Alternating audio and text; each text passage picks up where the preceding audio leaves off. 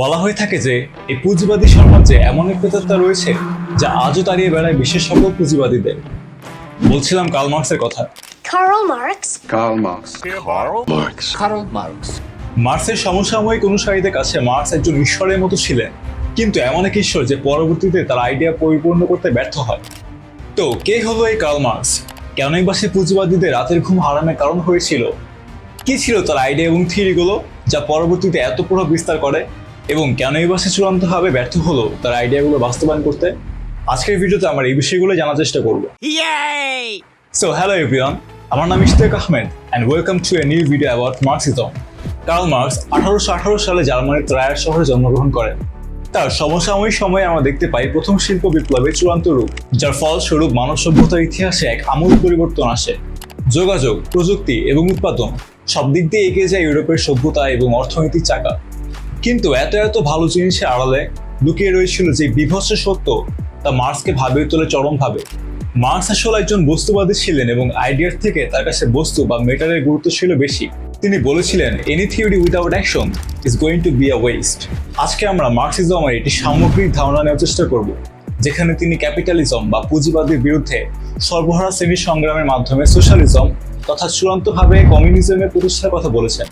Marks আসলে historical মেটেরিয়ালিজমে বিশ্বাস করতেন, যেখানে তিনি মেটার বা সম্পদকে দায়ী করেছেন শ্রেণী বিভাজনের মূল কারণ হিসেবে।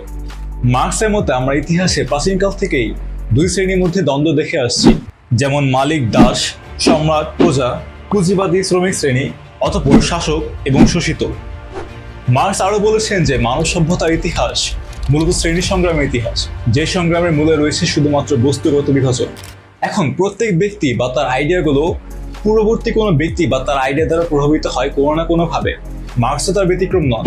মার্কস প্রভাবিত হয়েছিলেন তার পূর্বসূরি জার্মানির এক দার্শনিক হেগেলের দ্বারা। Friedrich Hegel theory of dialectics বা দ্বন্দ্বতত্ত্ববাদ সম্পর্কে মতবাদ দেন, যেখানে সমাজের প্রচলিত কোনো ধারণাকে পরিবর্তন বা নতুনত্ব দানের মাধ্যমে সংস্কার করা হয়। হেগেলের থিওরি অফ ডায়ালেকটিক্স আমরা প্রথমে পাই থিসিস, অর্থাৎ কোনো স্বতঃসিদ্ধ ধারণা বা আইডিয়া যার প্রচলন দীর্ঘদিন ধরেই রয়েছে। তারপর আসবে হচ্ছে অ্যান্টিথিসিস, অর্থাৎ সেই স্বতঃসিদ্ধ ধারণার একটি বিপরীত ধারণা প্রতিষ্ঠিত হবে সমালোচনা এবং যুক্তির মাধ্যমে।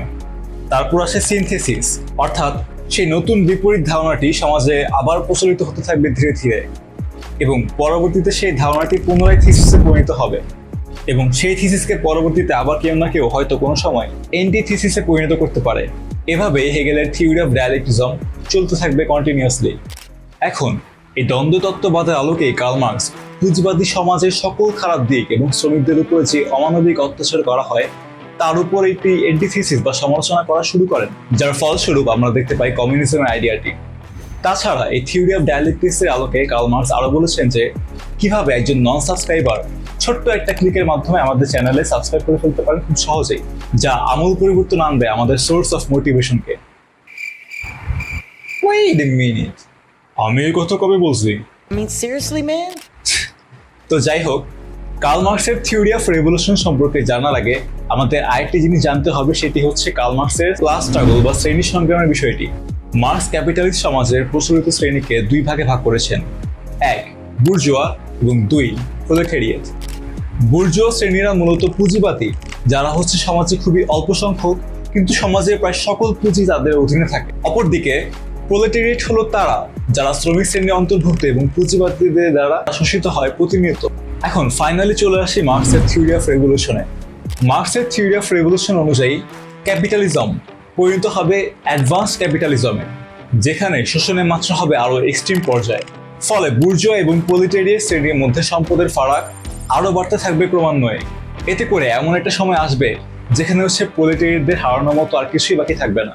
ঠিক এমন সময়ই প্রোলেটারিয়েট বা শ্রমিক শ্রেণীরা একীভূত হয়ে বিদ্রোহ ঘোষণা করবে পুঁজিবাদীদের বিরুদ্ধে, যাকে মার্কস হচ্ছে ব্লাড রেভলিউশন নামে আখ্যায়িত করেছেন। কারণ মার্কসের মতে রক্তত্যাগ ছাড়া জন্মদান কখনো সম্ভব না, যার ফলস্বরূপ শ্রমিকেরা পুঁজিবাদীদের হটিয়ে জন্ম দিবে এক নতুন সমাজ ব্যবস্থার, যা হচ্ছে সোশ্যালিজম। সোশ্যালিজমে ভেঙে যাবে সকল ভেদাভেদ এবং তৈরি হবে একটি ক্লাসলেস সোসাইটি। এই সময় শ্রমিকদের মধ্য থেকে এমন একজন বা একদল নেতৃত্বের স্থান তৈরি হবে, যাকে মার্কস হচ্ছে ডিক্টেটর অফ প্রোলেটারিয়েট নামে আখ্যায়িত করেছেন।